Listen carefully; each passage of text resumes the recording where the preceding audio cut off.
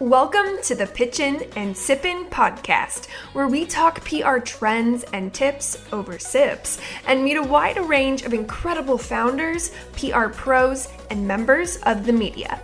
I'm Lexie Smith, a former workaholic VP of PR and marketing turned two-time entrepreneur, founder of the PR Bar Inc., business and PR coach, new mama, and self-proclaimed connoisseur of puns, pizza, and wine. I'm a huge believer that knowledge is power and kindness never goes out of style. Think of this show as a way to uplevel your business and career over happy hour. Now, let's get to Pitchin and Sippin. Hello, everyone. Welcome back to the Pitchin and Sippin podcast. I am incredibly excited about today's guest, Alesandra or Alice Dubin. Alice is a Los Angeles-based travel and lifestyle writer. Her bylines appear in outlets like Insider, Travel and Leisure, Esquire, Glamour, Good Housekeeping, AFAR, Prevention, Women's Day, Shondaland, Southern Living, Fast Company, and countless others. She has a bachelor's degree from UC Berkeley and a master's in journalism from New York University. I knew of Alice through two past guests of the show, Jill and Allie. And recently I attended a live Q&A session hosted by this trio, which we'll talk about a little bit later. That being said, intros aside, Alice, welcome to the show. I love to start by asking the question, what do you like to do outside of work for fun? Thank you so much for having me. It's so nice to meet you in person on Zoom, as it were. What do I like to do outside of work for fun? Well, like so many of us, I kind of have a porous border between work and fun. I write about travel, but travel is like absolutely my favorite thing to do, and it just lights me up. So I do that as much as possible. And even when I'm not traveling for work, I always, seem to generate a few story ideas out of it. Okay, so then I have to ask, this is always a hard one too. So I'm going to narrow this down. Top 3 favorite places you've ever been globally, and then you can also highlight a US-based location if there's like a fourth asterisk. Ooh, okay. So let's see how much time you said. I know, right? 30 minutes. So we're going to talk about this for 30 minutes exclusively, right? So my favorite place on earth is French Polynesia. I honeymooned in Tahiti in 2010, and then we were supposed to go back for our 10th wedding anniversary, but that was COVID. So we had to sort of delay that until 11 and a half years.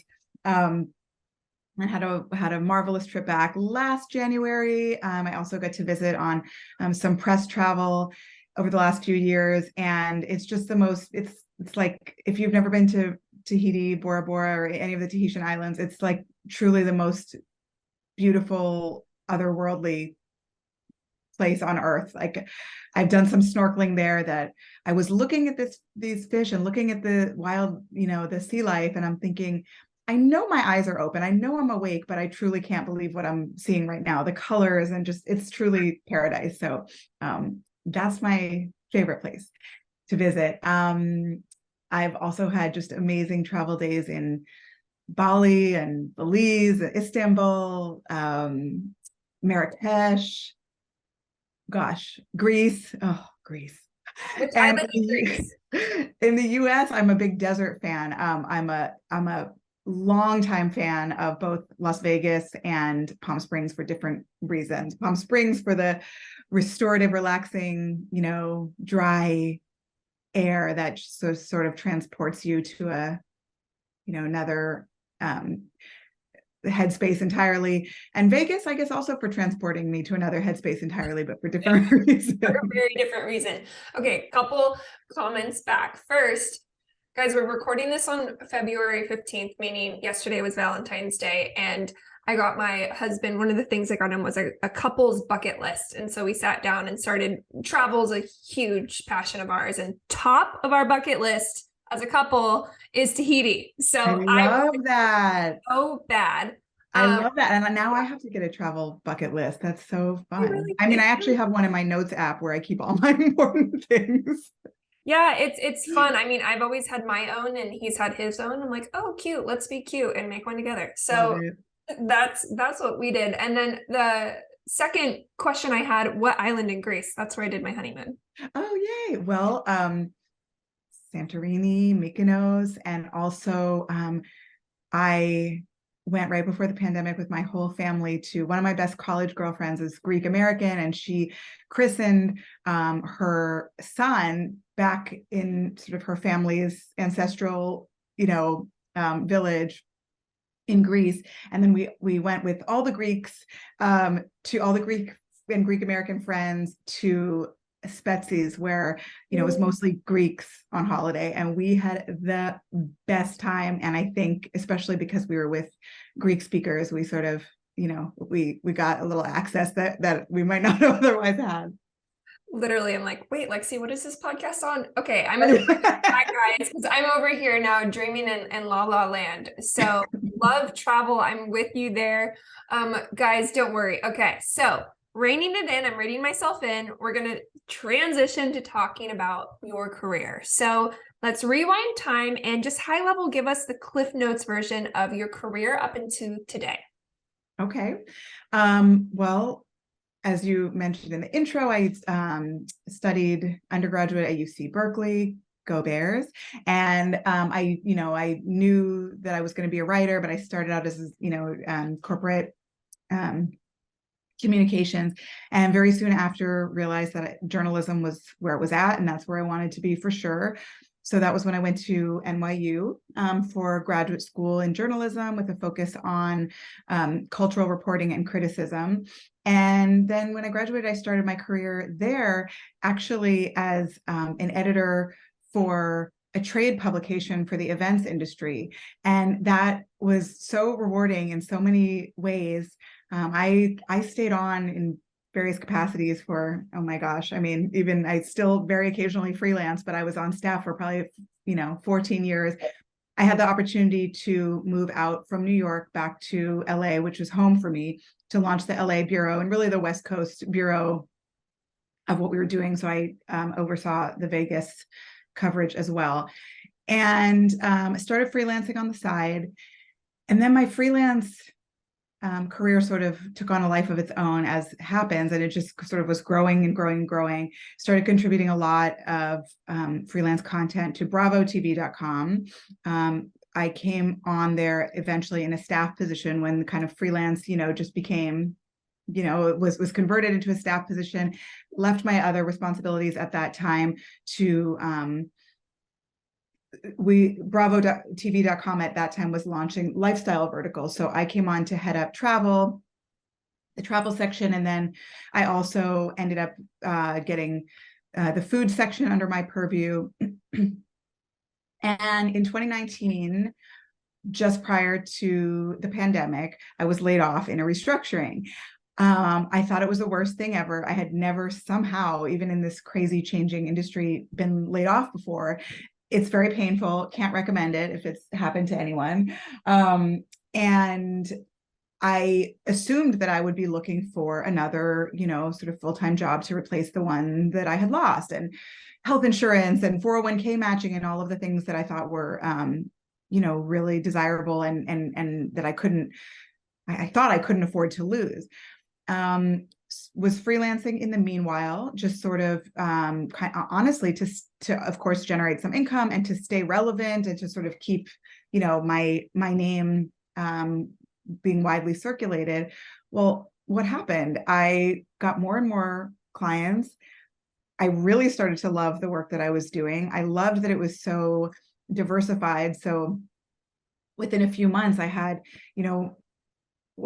within 6 months, I had enough work. And with 12 months, I had so much work that I could really start picking and choosing the things that were most interesting to me, or the most rewarding and the most prestige, or the best paying, or whatever the, top tier attributes of a client are. And then at a certain point, I was like, I would never go back. I would never go back to the full-time staff grind, frankly. And I don't really miss having a boss, I'll tell you that much. I also don't miss 401k matching. I find that this work, being my own boss is better compensated. I get to make my own, set my own rates and make my own, business decisions and, take on additional revenue streams like my Substack. And I honestly love what I do. I love my job. I can say that truly for, I don't know how many times in my life I could say that without equivocating at all. So in the last 3 years now, I've been doing, full-time freelance now, plus my Substack. It's a mix of travel and lifestyle writing. So across, parenting, family, relationships, wellness, health, some beauty at home and fashion, all that stuff. I also do some kind of, content writing in there, but the mix now is primarily journalistic writing. Okay, so first, everyone, don't worry. We'll include links to her Substack in the show notes. Highly suggest you getting on that list. Selfishly, where in LA are you? I'm in I'm in Carthay Square, which is in the Mid-City area, very near LACMA and the new Academy Museum and the tar pits and all the stuff. All the stuff. So I'm not in LA, but I'm in Ventura. Oh. Are you familiar? Okay, sure. Yeah. Semi-close, but yes. I live in LA. So same coast. Yeah, same coast. It is an hour. Okay, so down that area would probably take me, traffic 50 minutes. But it takes me 50 minutes to make the left turn, on Fairfax near my house. So literally, though. That's the trade-off for living in such a happening and fun and diverse and lively and walkable area, is just the congestion is out of this world. But these are the choices we make.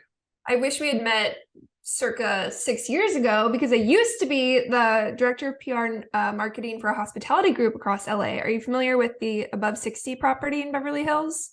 Yes, of course. Yeah, I'm sure that we connected on. Yeah. Okay. That was like my main hub. My office was on the rooftop. It was glorious. The 60 Beverly Hills Hotel, right? Yeah. I'm sure we connected in the past. Oh, that's funny. I'll have to go search my inbox. Sorry, guys. Couple selfish questions thrown in there. All right. Yeah, of course. Again, number 2, reining myself in. So thank you for that great overview. I want to now rewind a little bit. I pinned this earlier. I mentioned this top of show, but as I said, guys, I went to a live Q&A session with Alice, Allie, and Jill. And for everyone's reference, the session was mainly regarding the mass media layoffs that happened at the top of 2023, ChatGPT, and the role of AI in the world of media, basically the state of our industry.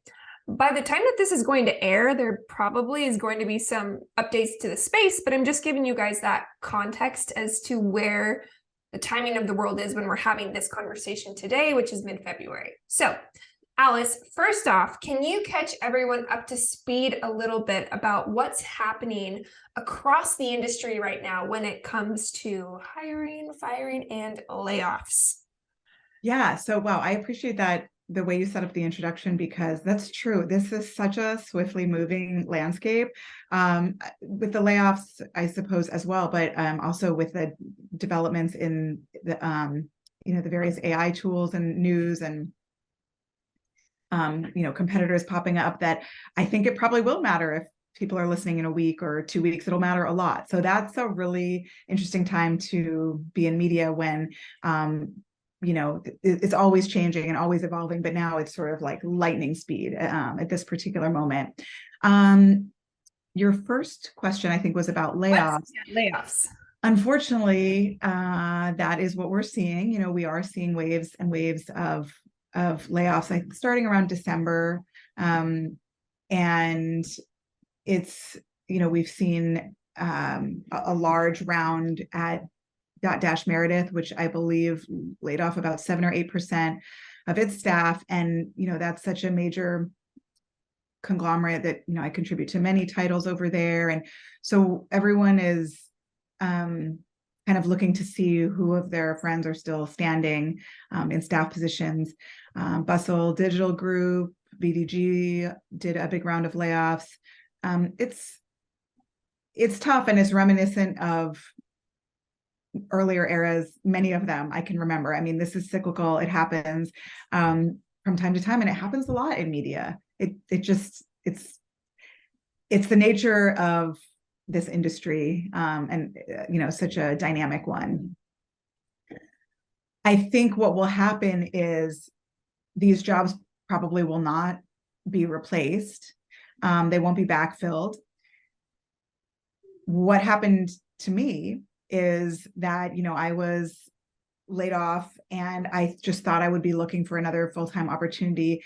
Soon after I realized that that wasn't what I wanted at all. Freelance is actually sort of where the opportunities are, because in part, I just find it much more appealing work, but also because those cherry staff jobs really are kind of a thing of the past. They're much fewer and further between. They're not,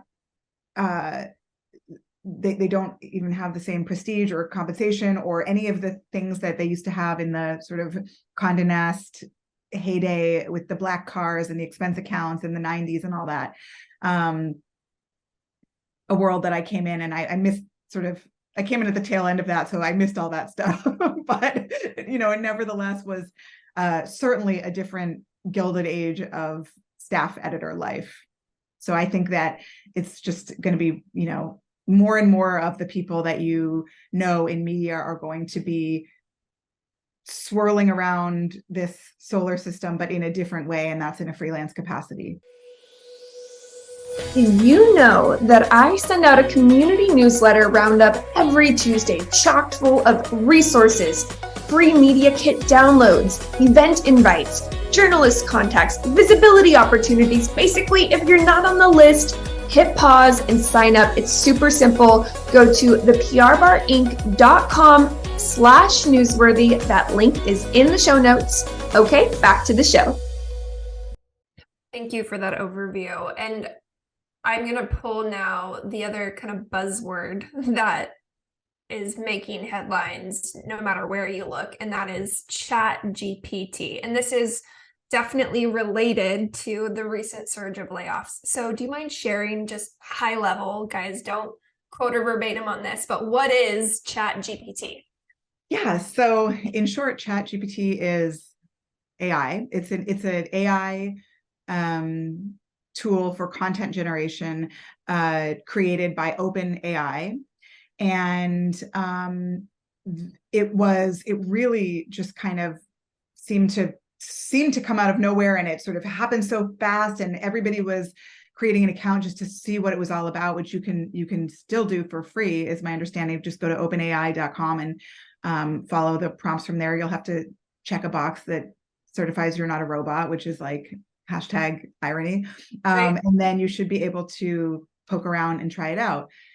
So very quickly, everyone in our world started freaking out. It's like panic level, very high, because this AI can spit out content really fast.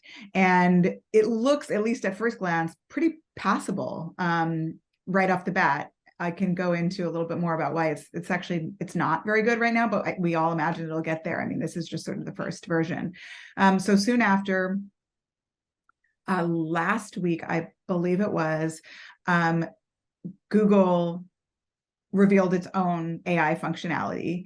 And interestingly, when it tried to, debut this technology, there was like a lot of inaccuracies that were produced in the demo, and so Google's stock just very quickly dropped 7 or 8% on this, this somewhat failed demo.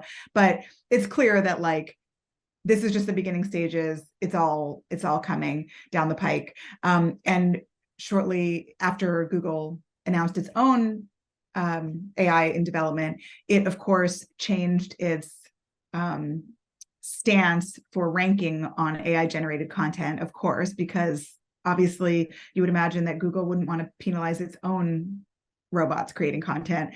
So it now includes language like, I'll find it for you. Google's ranking systems aim to reward original high-quality content that demonstrates qualities of what we call EEAT, expertise, experience, authoritativeness, and trustworthiness. Our focus on the quality of content rather than how content is produced is a useful guide that has helped us deliver reliable, high-quality results to users for years. So, and then under the FAQ on that page, it says, AI can assist with and generate useful content in exciting new ways. So that confirms what we just, assumed would be coming with Google's announcement, that it's not going to be penalizing AI content that is used to generate what it considers, quote, high quality content. And while all of this is happening, Microsoft announced its new AI-powered Bing search engine, which then took Bing from something that nobody ever cared about. It was sort of the laughing stock search engine, to something that, now people care about Bing, and people are really interested to see what's going to happen with it. So all of a sudden there's this explosion of AI technology and general interest. And so we're finding that we as writers are trying to figure out what this means for us, because if we're wise, we will acknowledge that it's happening, it's here, the genie's not going back in the bottle. So how can we use it for our productivity? And also, the on the corporate side, you've got chief content officers, editors in chief, and so forth, trying to figure out what is our policy, what are we doing with this, what does this mean? And it's sort of the Wild West right now, because I think there's no uniform answer. Nobody knows which way to run. We know there's sort of a panic, but nobody knows which way to run right now. Do we run towards it, run away from it? So it's a very dynamic time. Wild West is perfect too. It really is. And this is something that's evolving so quickly. And so I wanted to bring this topic to the show, you guys, because whenever you're listening, we want this on your radar, right? Actively keep a pulse on what's happening. Thank you for sharing what Google, their terms, or so to say, have been updated. I've been wondering, you guys brought that up in you had your session prior to that announcement. That's right. In fact, when we did our AMA with my colleagues, Jill and Allie, it was the Monday morning just before Google's announcement. So that just goes to show that, all the things that we were sort of trying to talk about, we were trying to rise to people's questions about what does this mean for ranking? And we were like, well, this is the best we can speculate. We don't really know. Later the same day, Google came out with its announcement. So that's kind of, I'm not sure exactly when your show is going to air, but I wonder if this will sound totally dated. I know, I'm laughing. We're going to definitely put this top of season 5. So regardless, if not, everyone can laugh at us. No, just kidding. Exactly. It'll just sound like a quaint, sort of reflection on the future of the World Wide Web, or whatever it would have sounded like. The robots trying to take over. Literally, I feel like the robots are trying to take over the world. But on that joke/serious note, one thing you guys brought up that I couldn't agree more with is that what robots aren't is human, right? So they can't replace the human experience. And I want to kind of pivot before, we spend the next 5 hours speculating on everything that could happen with AI. It's, we will see. I do want to acknowledge that you are your own human, right? And there are certain types of journalism that a robot can't speak to. So I'd love to kind of talk about what are the types of content that the human experience is really, really needed. Right. So as I alluded to earlier, the content that ChatGPT currently generates is, the writing is pretty bad. It's not good, but you can only imagine. It takes very little imagination to see how that's going to change and improve very swiftly. So it's very easy to imagine that the writing itself will be, the content will be good at some stage, probably before too long. And if there are issues with that, I'm still, unknown to me at least, as far as, plagiarism concerns, any type of accuracy issues, that I'm sure that this will improve, very quickly, and probably to the point that it's resolved a lot of these concerns. The one thing it will never ever be, sort of by definition, is human. It can't. A robot cannot be a human. That's literally the one thing it can't do. Even when the AI tools technical specs are out of this world. So for that reason, I think that we're going to see even more movement towards the sort of content that prioritizes first person perspective or original reporting, things that you can only get from a human. So by first person perspective, I mean, a robot can round up all of the technical specs from product descriptions online about the best breast pumps available right now for new moms, but only a human who has real world experience with them can provide judgment and discernment and experience based on the human experience. So I think that stories like that, for instance, are going to lean ever more into those first person points of view. Similarly, the AI tools can't, at least right now, and again, it's a little bit hard to imagine how they would be able to do this ever. They can't interview sources for first person, to get original reporting. So what they're doing essentially is using the internet as it exists for their database to pull, all of this content from. So they can't, so I think that any story that I might currently do that would lean into, internet searches for the content, I think those stories are going to fall more and more by the wayside, and we're going to be leaning more into stories that do have the original reporting, that do have unique sources, that do have unique perspectives, whether it's first person points of view or, third person, fresh perspective, original interviews, and so forth. Could not agree more. Such a fair and I think really accurate assessment. And kind of on that note, I want to acknowledge that you are a human, and thus I want to talk a little bit about you as a human and your needs and wants and desires and all the things when it comes to journalism at this point in time. And my first question for you is very high level when it comes to whether it be business owners or publicists, PR firms, who names it, who is reaching out to you. Top high level do's or don'ts right now. Well, I've written about this in the past. The first thing that popped into my mind when you said that is one type of PR pitch that I absolutely just cannot. And that is when people reach out to me and pitch either a product or a service or a destination with some type of quid pro quo attached. We'd like to send you this kitchen gadget in exchange for coverage. That's a no. We would like to fly you out to this place in exchange for confirmed coverage. No, for many reasons. One is that I think that exhibits just a fundamental failure to understand what journalistic writing is, which is not that. That's maybe more appropriate for influencers or something like that, where there's a contractual agreement, but this is not that. And also because, again, especially with so many changes in the market and everything, I am a freelance writer. I cannot guarantee, coverage or placement because things happen. People get laid off. Then my editor is, all of a sudden gone, and that story is no longer, slated to run. That story got bumped because there was a breaking news situation that bumped it, and then it just never reclaimed its place.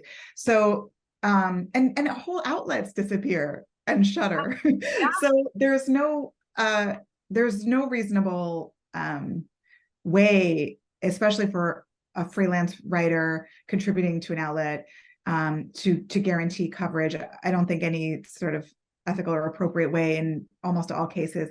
And similarly, I don't see how any kind of pitch with a quid pro quo is an acceptable pitch. And for me, those go right out the window. Yeah. No to quid pro quo, guys. That's right. Put it on a protest sign. Yes. Okay, so Actually, right? it is a good one. I want to go into something I do on this show called Rapid Fire Pitching Preferential Questions. Okay. Meaning, on this same vein, it's really just your own preference here. So I'm just gonna rattle through a bunch of questions and yes, no, maybe so, however you feel about it. Are you ready? Ready. I always need like a flagger when I say. Do you have a preferred day of the week to be pitched? No. A day they should avoid? No. Time of day? No. Are you pro follow-ups, yay or nay? Yay. And just a little specific on that one.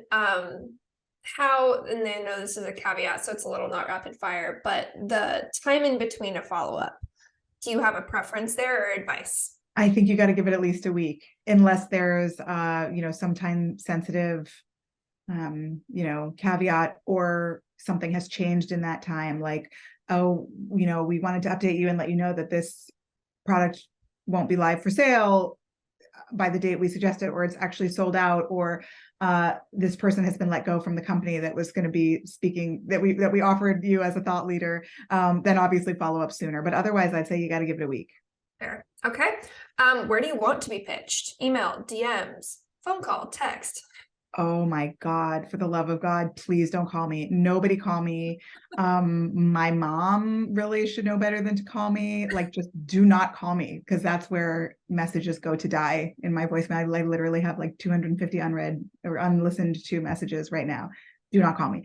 Do not DM me, please, because I just, like, in most cases won't even see those. I either use my social platforms usually for, interactions with friends or basic, quick quippy back and forth, but not as a filing system for like, oh, let's go back and revisit that and search my Instagram DMs for like story ideas. I would never ever use it that way, so it'll just get lost. By all means, please email. And I'll say too, it's just like the best way to get your pitch seen, because even if I'm traveling, or even if I'm too busy at that moment and I just can't get to it, I always mark everything unread until I'm ready to address it, or I'll file it in a subfolder. But I'm always going to see it at some point. And that just is not the case, certainly for a voicemail or a, like a Facebook DM or something like that. For sure. I'm laughing because today on Allie's Substack, she had this whole thing about how she got a long text pitch, and I started eye twitching for her. Don't do it. No, don't do it. Do not do it. Right? Pleasantries at the top of a pitch. So a sentence or two kind of proving they know your work. Yay or nay? Yay. Yay. Okay. So my last question for you is, we've talked pitching. I'm very excited. This is a video podcast because now every episode I get to do this. What can we find you? Sippin. What is your favorite beverage? Oh my gosh, I came unprepared. But I mean, I don't know what would have been clever or your funny. Your favorite beverage, alcoholic, non-alcoholic. Today it's a Diet Coke. Diet Coke. I like Diet Coke too. Any other beverages or Diet Coke? Well, I'm definitely a fan of caffeine. The more, the better, please, with the coffee. Yes, on the coffee. I love a glass of wine. Last night I had a fabulous Negroni at a restaurant called Negroni, appropriately, in Los Angeles. I like to mix it up. What type of wine? I also like to mix it up. I'm open. Red, white, rosé, bubbles. I like just not all at the same time. Yeah. My tolerance. Time of day, time of year, temperature, food. Yes. I feel like everything impacts that for me. So for sure. Awesome. Okay, well, last question for you is, if people want to connect or reach out, again, we'll include your Substack link in the show notes, but where else can they go to learn more about your work?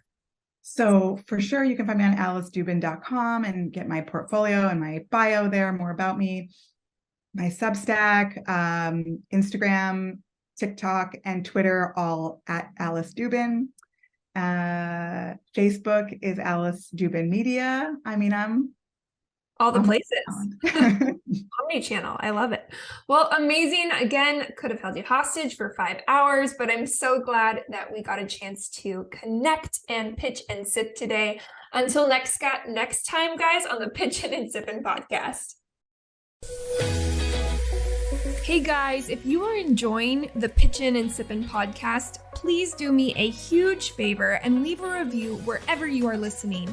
If you want to connect with me to learn more about the PR Bar Inc., you can do so on Instagram at @theprbar_inc, or you can check out my website at theprbarinc.com. Cheers!